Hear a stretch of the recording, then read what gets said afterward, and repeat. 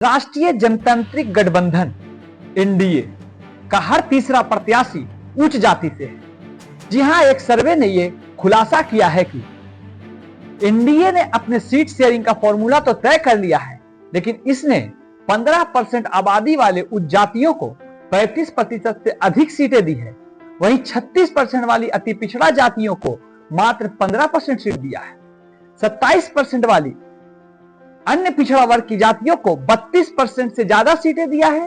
वहीं अनुसूचित जाति, अनुसूचित जनजाति से 20 से 22% आबादी वाली को मात्र 18% सीटें आवंटित की है।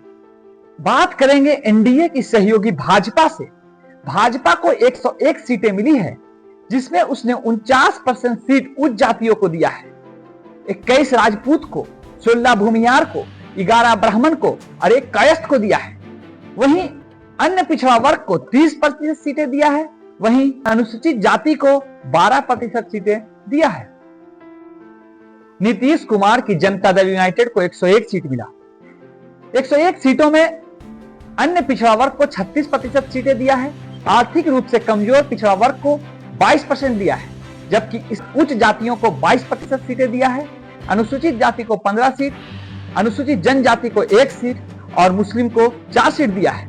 चिराग पासवान की लोक जनशक्ति पार्टी रामविलास की बात करेंगे तो उन्हें 29 सीटें मिली है, जिसमें 60% सीटें उच्च जाति को दी है, जबकि 40% सीट अनुसूचित जाति और जनजाति को दिया है। राजपूत यादव को 5 सीट दी है। वहीं पासवान और भूमियार को 4 सीट दिया है। ब्राह्मण, तेली, पासी, सुधी, रौनिया, कानू, रजवाड़, धोबी, कुशवाहा, रविदास और मुस्लिम को 1-1 सीट दिया है।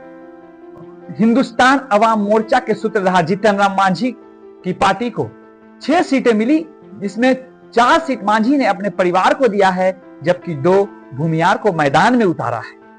उपेंद्र कुशवाहा की राष्ट्रीय लोक मोर्चा को भी 6 सीटें मिली। भूमियार, राजपूत, वैश्या को 1-1 सीट दिया है। वहीं कुशवाहा को 3 सीटें दिया है।